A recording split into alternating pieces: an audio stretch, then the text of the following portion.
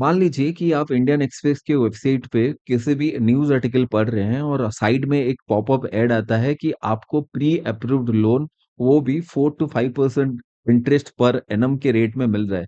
ये तो बहुत खुशी की बात है। 4 टू 5 इंटरेस्ट रेट में अगर कोई लोन देगा, वो भी प्री अप्रूव, तो ऑब्वियसली ये कोई भी लेने के लिए तैयार हो जाएगा।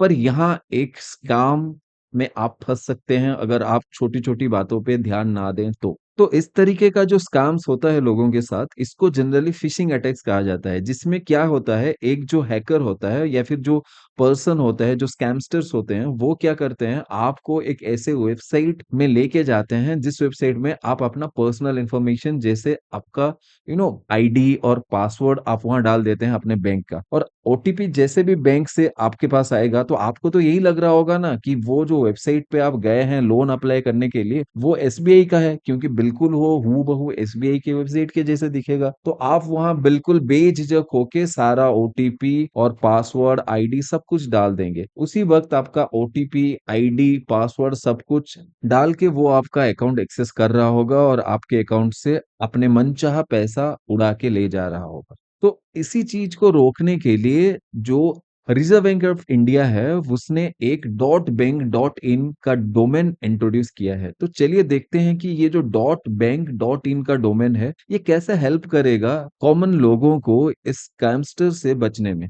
सबसे पहले तो इस डायरेक्शन में पंजाब नेशनल बैंक ने पहली कदम उठाया है।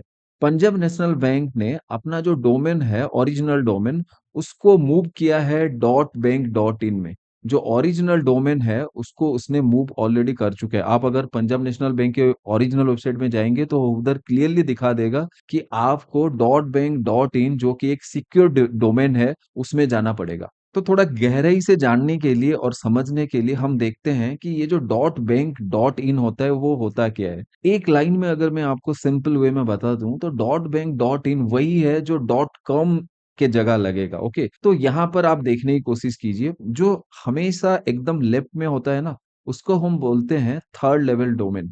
ओके, और जो एकदम राइट में होता है उसको बोलते हैं टॉप लेवल डोमेन, और जो मिडिल में होता है वो होता है सेकंड लेवल डोमेन और डोमेन नेम। जैसे एग्जांपल के लिए मैंने लिया है इधर www.exampledomain.com। तो बेसिकली इसको अगर मैं एक रियलिस्टिक एग्जांपल लूं तो मैं ऐसा लिख सकता हूं कि www.flipkart और लेंसकार्ट और amazon.com। ओके, तो ये वही एड्रेस है जो आपको क्लियरली पता है कि ये पर्टिकुलर इसी कंपनी का, जैसे flipkart.com फ्लिपकार्ट का है, amazon.com amazon का है, ये आपको पता है। पर क्या होता है ना, बैंक के केसेस में जो बैंक का जो डोमेन नेम है वो सबका सेम नहीं होता। जैसे इस एग्जांपल से हम देखते हैं, जो SBI state bank of India का जो डोमेन नेम है वो है onlinesbi.sbi। अब उसी में अगर हम पीएनबी का देखेंगे तो पीएनबी का है www.pnbindia.in। तीसरे नंबर पे देखिए एचडीएफसी बैंक का, एचडीएफसी बैंक का है www.hdfcbank.com। आईसीआईसीआई का है iciicibank.com। तो इसी तरीके से देखिए किसी का कॉम आता है, जो सबसे जो इंपॉर्टेंट होता है, जो टॉप लेवल जो डोमेन होता है ना, तो टॉप लेवल डोमेन आप देखने की कोशिश कीजिए, सब में अलग अलग है। अब कोई भी कॉमन पर्सन है तो उसको कैसे पता लगेगा कि कौन सा वाला असली है कौन सा वाला डुप्लीकेट है। अब सबके पास तो इतना ध्यान नहीं होगा ना कि वो सबको क्लियरली मेमोराइज करके रखे। तो ऐसी प्रॉब्लम को सॉल्व करने के लिए आरबीआई ने एक गाइडलाइन ये कह के जारी किया था कि हर कोई रजिस्टर्ड बैंक जो भी है वो डॉट बैंक डॉट इन अपना टॉप लेवल डोमेन बनाएंगे। मतलब एकदम राइट साइड में जो आता है जैसे डॉट कॉम, उसको रिप्लेस करेगा डॉट बैंक डॉट इन। और इसको लागू कौन करेगा और इसको ऑथोराइज कौन करेगा?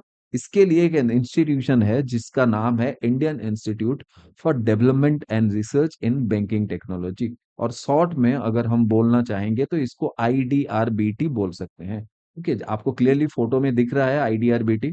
तो अब थोड़ा हम आरबीआई और आईडीआरबीटी का जो ये कोशिश है उसके बारे में थोड़ा और जानने की कोशिश करते हैं। तो बेसिकली जो आरबीआई है, ये 22 अप्रैल 2025 को ये नोटिफिकेशन इशू किया था। 31 अक्टूबर से पहले हर बैंक, जितने भी बैंक आपका खाता चाहे किसी भी बैंक में हो, उसका वेबसाइट चेंज होना अनिवार्य है। ओके, और ऑलरेडी पंजाब नेशनल बैंक ने अपना वेबसाइट चेंज कर दिया है। तो आईडीआरबीटी जो है ना, ये एस्टेब्लिश हुआ था 1996 में, जो कि हैदराबाद में है, और 100% फंडेड बाय आरबीआई।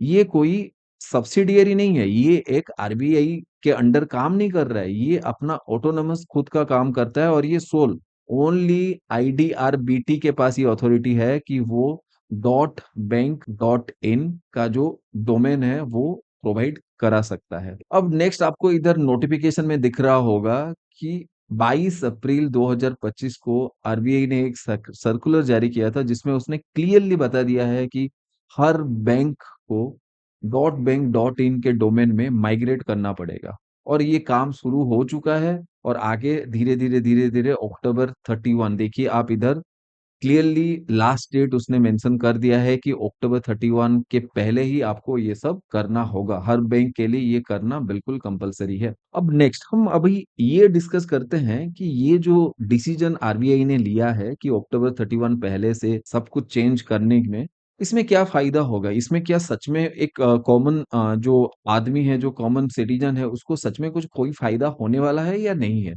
तो सबसे पहले ये चेंज इसीलिए एसेंशियल है क्योंकि जो फिशिंग अटैक्स, पहले से ही मैंने बताया कि आपको कैसे एक ऐड दिखाया जाता है, प्री अप्रूव्ड लोन, सस्ते लोन आपको देने के वादे किए जाते हैं, फिर आपको एक वेबसाइट पे लिया जाता है, और उसी वेबसाइट में आपसे आपका जो पर्सनल सेंसिटिव इंफॉर्मेशन होता है, जैसे आपका आईडी, पासवर्ड और ओटीपी, आपको तो लगेगा ना कि आप किसी बैंक में बैंक के ऑथोराइज्ड और वेरीफाइड वेबसाइट पे डाल रहे हैं, पर तभी आपका सब कुछ डिटेल्स जो आप वो वेबसाइट पे डाल रहे होंगे वो किसी और के पास जा रहा होगा, और वो पर्सन उधर बैठ के जो बैंक का ओरिजिनल वेबसाइट है उसमें वो सब कुछ डाल रहा होगा। तो बैंक के वेबसाइट को यही लगेगा ना कि आप ही डाल रहे हो और आप ही फंड ट्रांसफर कर रहे हो, बट इन रियलिटी वो पर्सन जो पीछे बैठा हुआ है और आपसे सारा डाटा एक ऐसे फेक वेबसाइट के जरिए लेके ओरिजिनल वेबसाइट पे डाल रहा है, वो आपसे और आपके अकाउंट से पैसा चोरी करके लिया जा सकता है।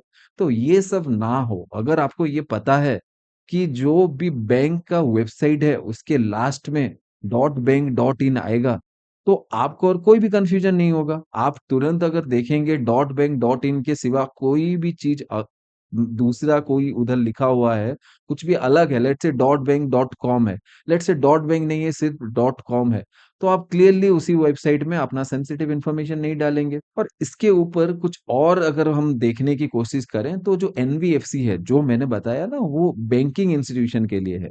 अभी नॉन बैंकिंग फाइनेंशियल कंपनीज जो हैं एनबीएफसी, उनके लिए भी एक ऐसा डोमेन का प्रावधान है कि वो अपना डोमेन को .fin.in, हमने प्रीवियस स्लाइड में देखा ना, जो बैंक हैं वो अपना डोमेन लगाएंगे .बैंक.in, सबका सेम होगा। उसी तरीके से नॉन बैंकिंग फाइनेंशियल इंस्टीट्यूशन वो अपना डोमेन लगाएंगे .fin.in में। ओके, और इसको ऑथोराइज और ऑथेंटिकेट करेगा national internet exchange of India. Okay, next, तो आपको क्या लगता है, क्या ये जो चेंज है डिजिटल बैंकिंग डोमेन में, ये क्या साइबर सिक्योरिटी को एनहांस करता है? क्या आपको लगता है कि ये सच में कोई कॉमन सिटीजन के लिए एक बड़ा फायदा लेके आएगा, या फिर फ्यूचर में जो स्कैमस्टर्स हैं वो कुछ और सोच लेंगे, कुछ अलग तरीका निकाल देंगे, कुछ इनोवेटिव सोचेंगे, और फिर कॉमन सिटीजन का पैसा इन स्कैमस्टर्स के हाथों जाता रहेगा? तो कमेंट सेक्शन में बिल्कुल आप ये बताइए कि आप क्या सोचते हैं ये जो आरबीआई का मूव है इसको लेके, और आपको अगर लगता है कि कोई और इनोवेटिव स्टेप है जो आरबीआई को लेना चाहिए, feel free and give suggestions. Okay, thank you.